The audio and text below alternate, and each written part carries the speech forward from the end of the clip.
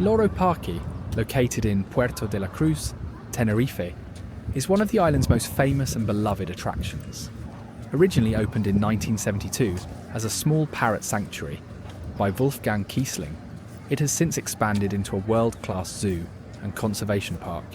The park started with just 150 parrots, but now houses over 4,000, making it home to the largest parrot collection in the world. Over the years, it has introduced a variety of animal exhibits, including orcas, dolphins, sea lions and gorillas, all set within beautifully landscaped surroundings. Loro Parque is also dedicated to wildlife conservation, with the Loro Parque Foundation supporting numerous endangered species projects globally. Loro Parque offers visitors an unforgettable experience with its well-maintained facilities and attractions. The park features exciting animal shows, including the famous orca, dolphin and sea lion performances, as well as the impressive Planet Penguin exhibit, which recreates Antarctic conditions for its resident penguins. Other highlights include the Tiger Island Catandra Treetops Aviary and a giant aquarium with a walk-through shark tunnel. The park is well equipped with restaurants, picnic areas, souvenir shops, and accessibility options for visitors with disabilities. Convenient transport services, including a free train from Puerto de la Cruz, make it easy to reach.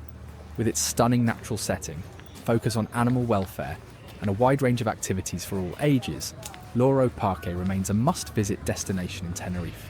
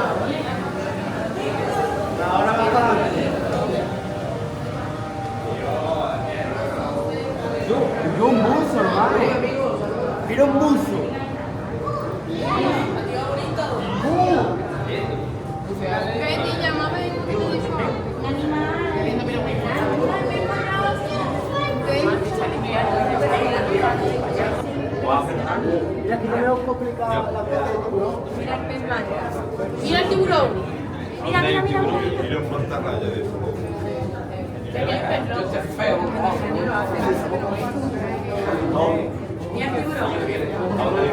Mira la raya. Ahí va, este chico.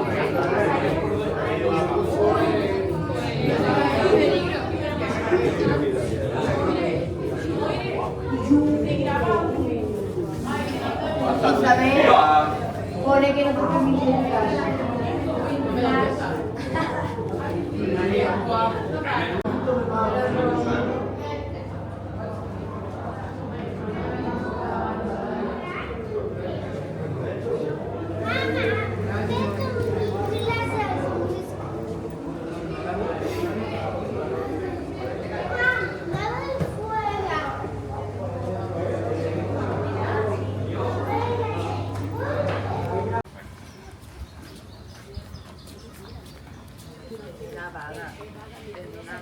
Sí, sí, eso. Here you go, this is male. No, they're both here. Male and female. Here you go.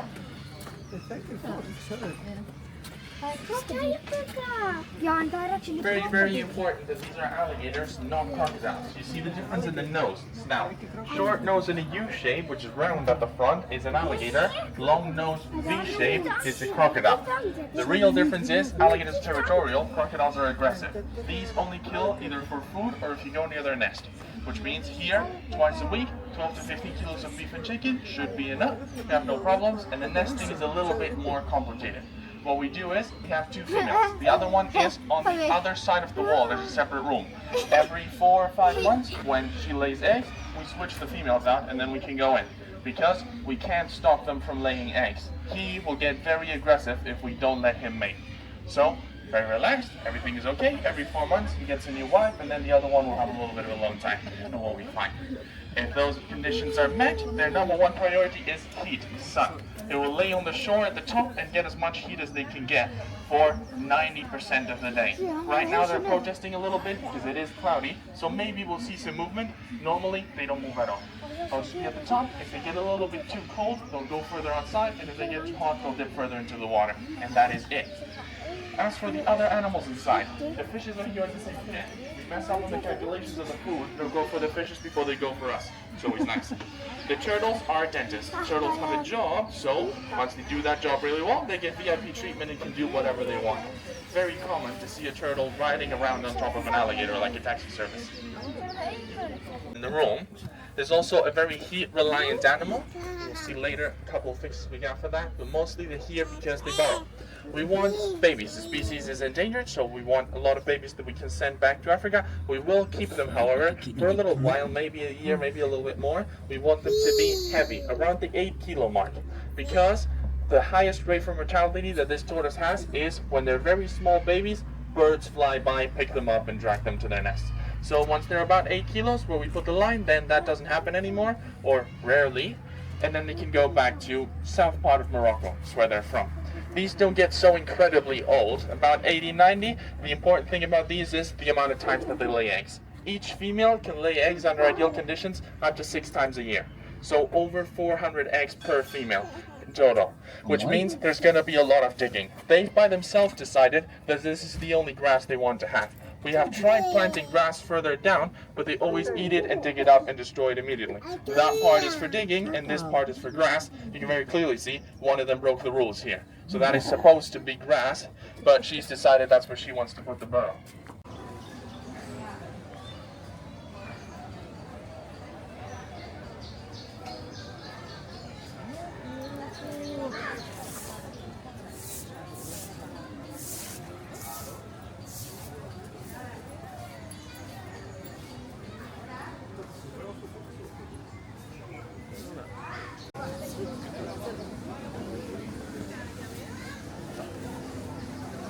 The important thing here is not the gorilla, but the encounter itself. This is 3 meters apart wall. Any one of the gorillas could climb out if they wanted to.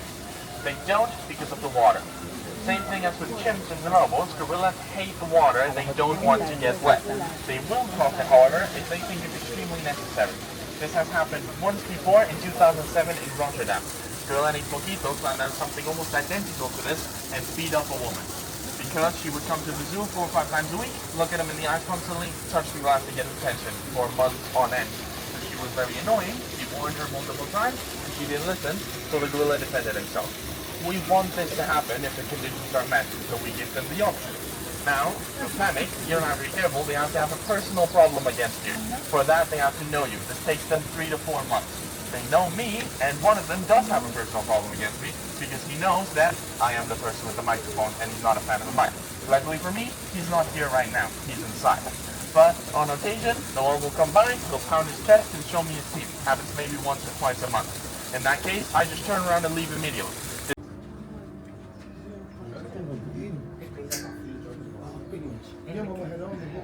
Actually, nice here on the right side, these caves are fairly new. We're trying to see if we can get into the built nest downstairs. I think they're warming up to it. It's really nice. They're homo penguins. They come from warm waters, the coast of Peru and Chile normally. There is a colony of them in South Africa. The staircase to the side and hop all the way up. The problem is, he's not that smart. Along the way, he usually forgets what he's doing, drops the stone and stares at the wall for a couple minutes. And then when he comes back to his senses, he gets another one and starts from zero. Having the nests down here would make that process a lot easier. Hopefully we'll have a couple more babies. Because right now there's about 50 of them in there and we get maybe 6 or 7 babies a year. So step off the bell, as the bell moves, there will be up much space for the front. So we'll get out.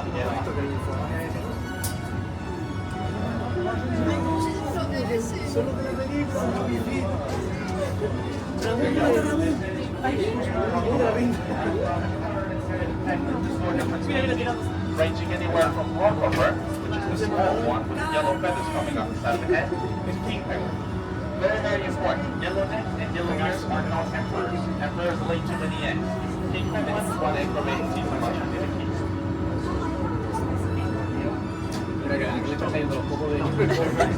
Ay, qué chiquitito, están cayendo los huevos de nieve en la mocha.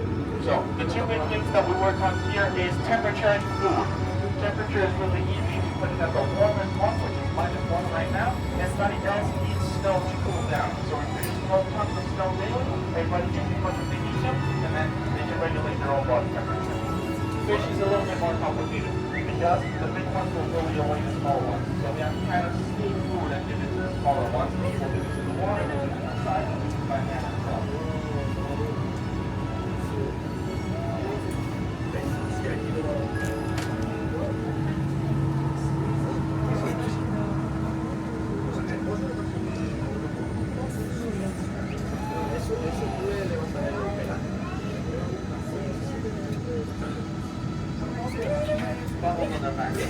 Okay, so penguins, we can see has the flesh, and he has a little hair inside, and then he has the feathers over it. It looks a little bit like a wetsuit.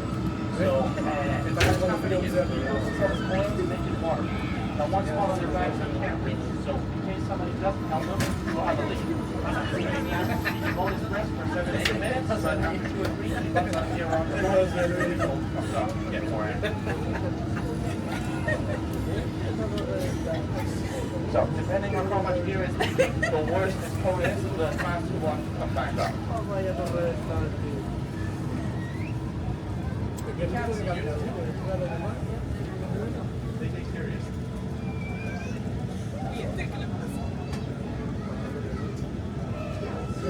Yes, they can.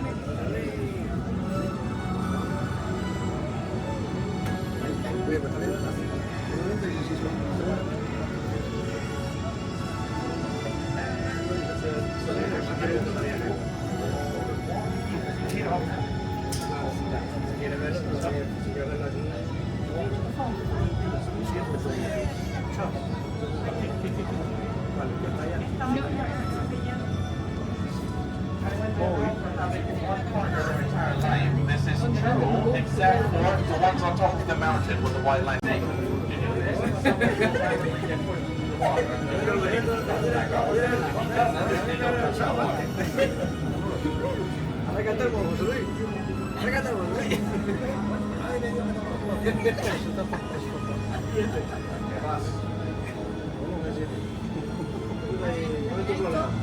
Also, sleeping schedule is really weird. You can have some of them sleeping right now. They have their neck turned to the side and their feet under their wings, standing completely still. There's some at the front here. Choose which are these ones with the white line above. They like their own corner. So they decided this is their side. Anybody who tries to walk in is going to get greeted by screaming and sometimes even biting. Especially the mountain. Nobody goes up. We have the little species with the yellow feathers coming out the side of the head. They're called rock hoppers. They like high places. You can find them at the back on top of the rocks. Top. This one. Of course, they tried to get on top of the mountain at the middle, but they were met with extreme aggressiveness, so they've been banished to the rocks at the back. This one. So there you go. There's a small bird that lives in extremely cold climates, usually Iceland or Greenland. You can sometimes find them in Scotland as well. They are excellent flyers and swimmers and divers, but they don't know how to land. They try to land on the rocks, they crash and hurt themselves. Always land in the water and then climb their way up, so you will never find them in the inland, only on the coast. They are waterproof, same thing as ducks. From below, if you look at them from below the water, it looks very weird, like there's a glass shape holding them. That's just them rejecting the water. Because they live in such cold zones, they have to do something. Yes, in Iceland, they were overpopulated and people used to eat them. Now that tradition is slowly dying out, but there's still a possibility that you can eat pumpkins in Iceland.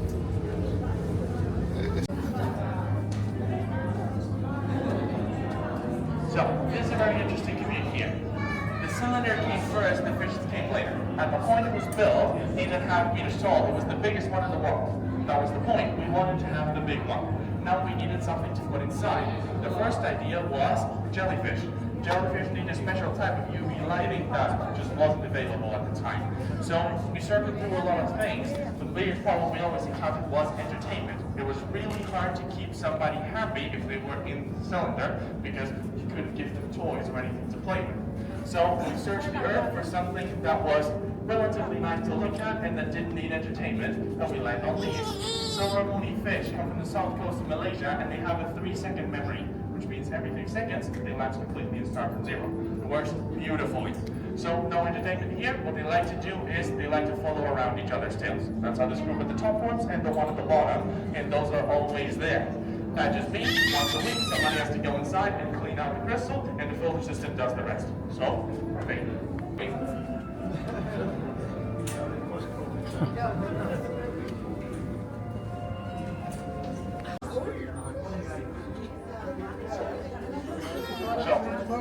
This is one of the first penguins we saw. There you go. You look up, you can sometimes see their bellies on the surface above. The fishes are the source of entertainment for the penguins. They will come down, they will chase them around, they'll put a little bit of a race, and if the fishes are too slow, the penguins will bite them in their tails. This is where the big difference between the kids and the adults come. The adults know that they are playing, so they bite them just as a formality. They don't really put any force into it, so no harm. It's only the kids that are copying their parents, they bite full force, and they will do actual damage to the fish. So right now, it is the worst time of the year to be a fish. You get 2-3 months of getting bullied, and then the kids slowly figure out how much force they're supposed to use. And if your card's right, you can have them on your plate by tonight.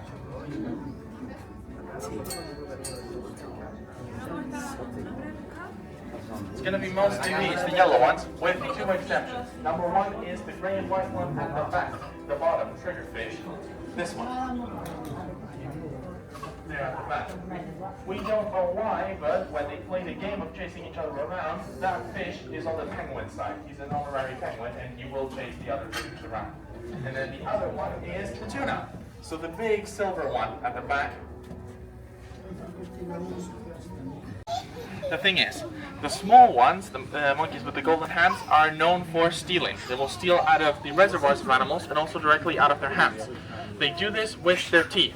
They will bite an animal's arm holding onto a fruit, and the reaction of pain, that animal lets go, and then the tamarind grabs it and runs away. What we're trying to do here is, we're trying to teach them not to steal. So you can see the bigger monkey there, that is a saki. He's supposed to be police. The saki does defend himself when they try to steal from him, but he doesn't when they do from the sloth. There's 2 sloths inside, which are sleeping behind the tree. Occasionally, the sloth comes out, will grab a piece of fruit and start eating it, and then a tamarind will most likely steal it. The plan here is, hopefully over the years, we teach them to coexist together, and then the tamarinds will get their own food and they'll be fine. This is the male thing. A more interesting concept. These 2 are golden lion tamarins, so they are in danger because people keep picking them up from the street to take them home as pets. What they don't know is tamarins eat meat and they need a second one, normally a whole family, so that they can clean each other. A tamarin that's alone will get bug infested and then get diseases and die. What we're doing here is we're pairing them together with the joffreys, which is this one right here.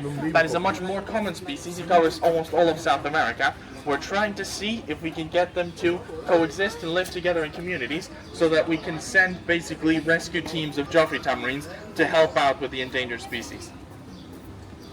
Working really well now. The last test is going to be once these 2 have a baby. When they have a kid is when the tamarins decide, these ones, small ones, if they want to be the uncle or if that's not their problem.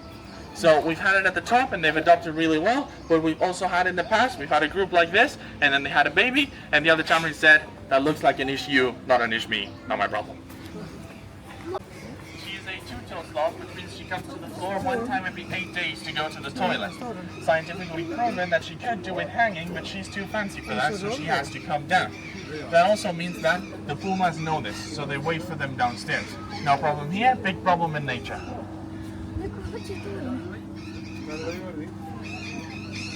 We got really lucky here. Sloths sleep for 20 hours a day, so she'll come out in intervals of 15-20 minutes, scratch herself, look for food, and then go back inside.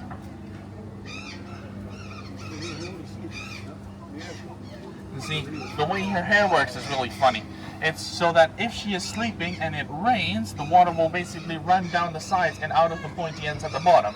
So even if she does get wet, then she will get dry really quick again. Hopefully she won't get sick. This is like this from day one, from when they're born. In fact, there is a baby inside somewhere. We're gonna have to scout her around.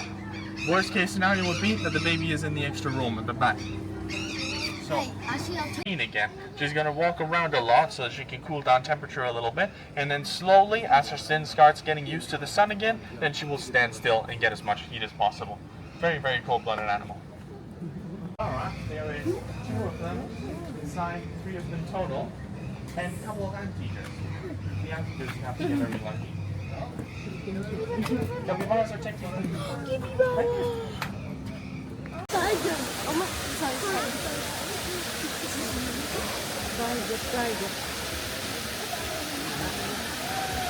Whatever.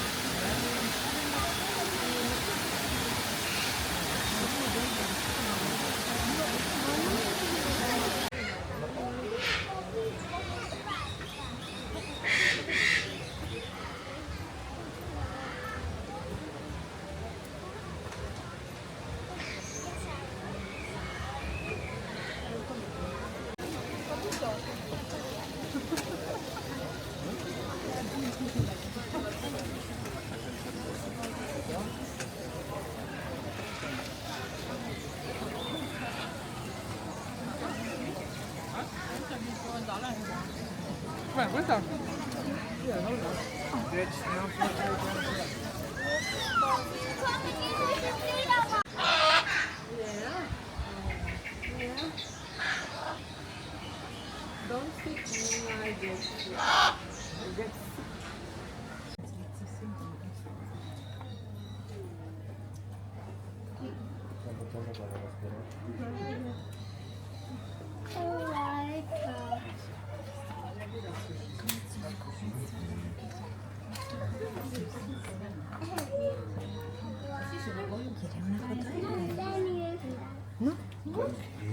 Venga, pues vamos para allá.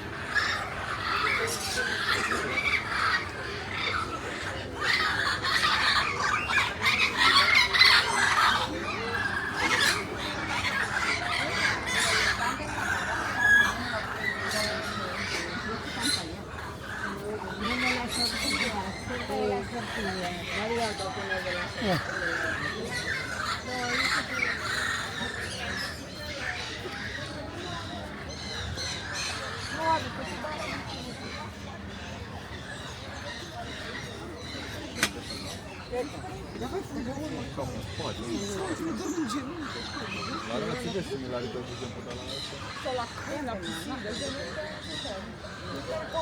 Да вот это видимо не хватит туда, это A ultimamente stiamo andando a ostacolo la no? Sto andando da quello che ne viene in realtà. No? Da. Yok ekmeği benim mi koyacak? Mai venim.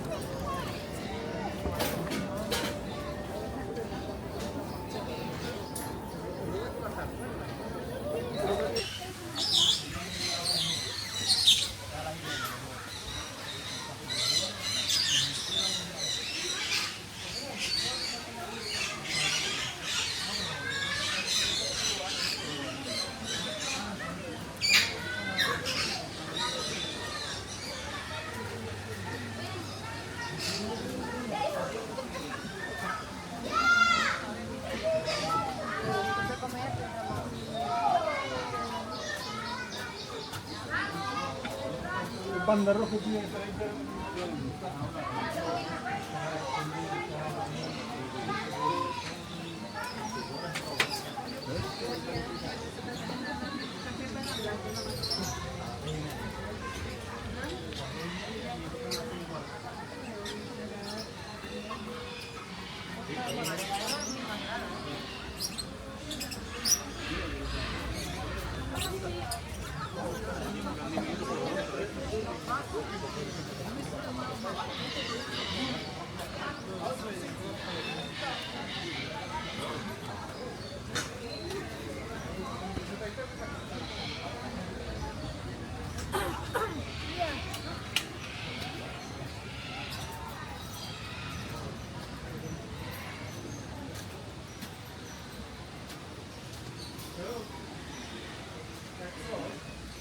No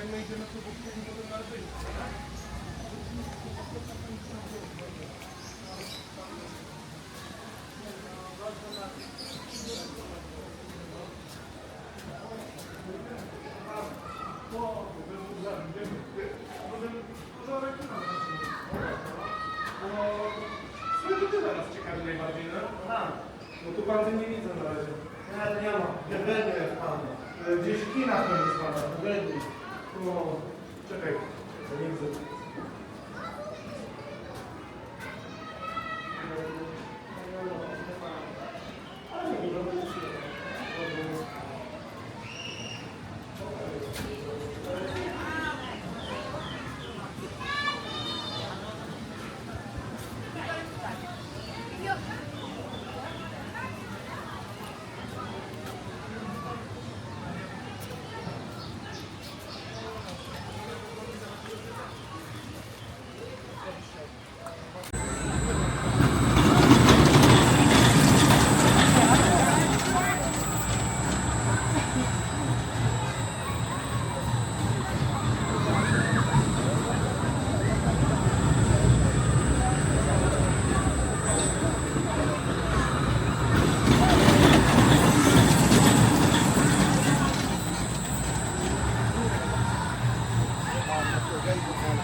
No, queste qua sono pericolosissime.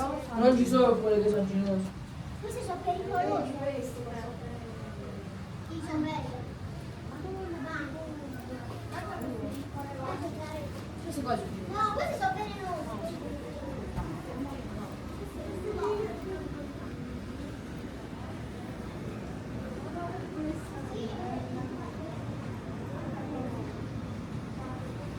Gli squali!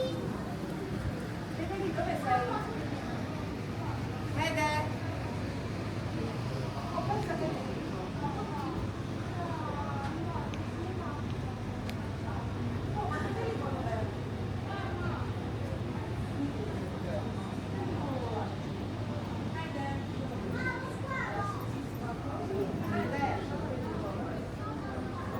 Fede? Non ti vedo. Vieni.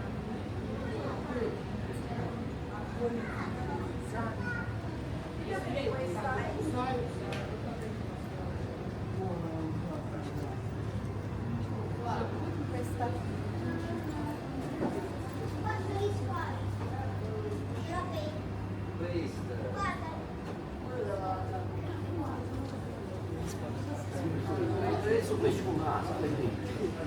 Ma invece Matteo. Guarda lo squalo.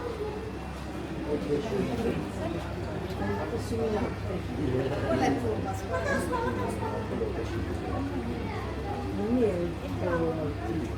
Il tigre. Ah, il scudo. No, è quello da dammene. Quella bella chi è? Andiamo vai, vedi quello laggiù. Vale, quello è uno squalo. Ci sono queste. Quello è uno squalo. Uno squaletto.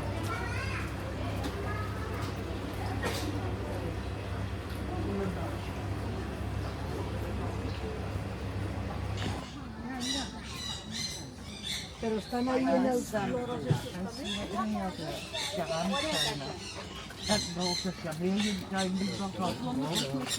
Ja, hatten wir, nee, du hattest die Schlange nicht unterhalten. Nee. Die ist auch ganz interessant. Ja.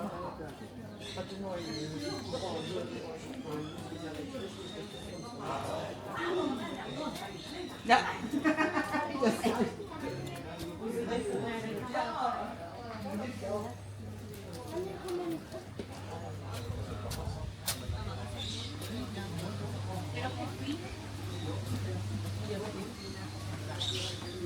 Ah, hipopótamos.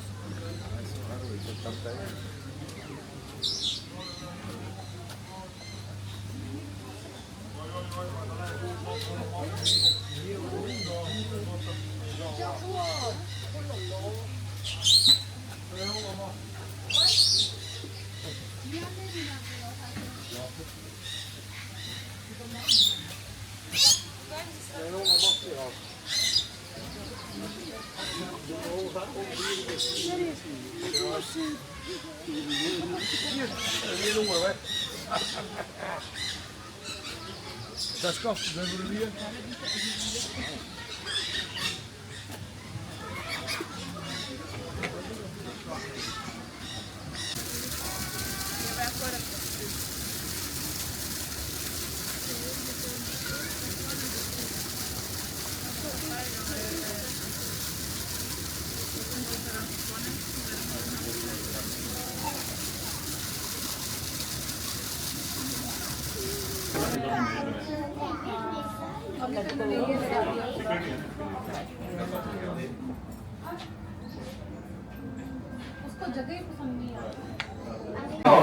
The other ones are in the rooms inside. So we have right now, they're all male.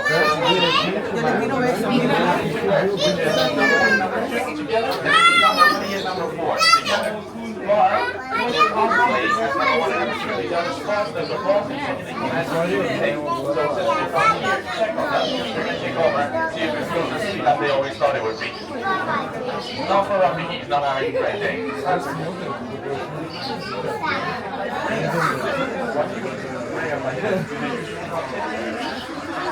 Yeah, but these two extremely rare.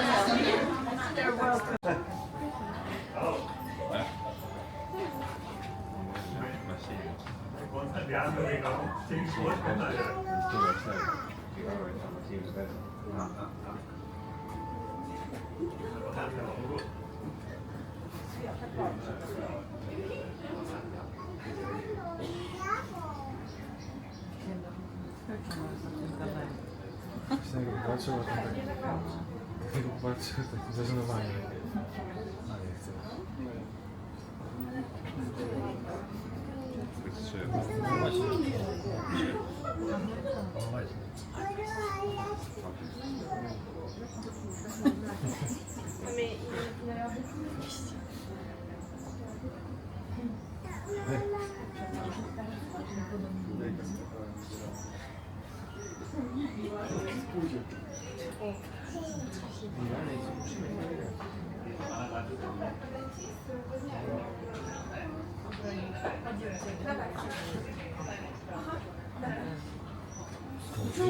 Patrz, między palcami niesie tego.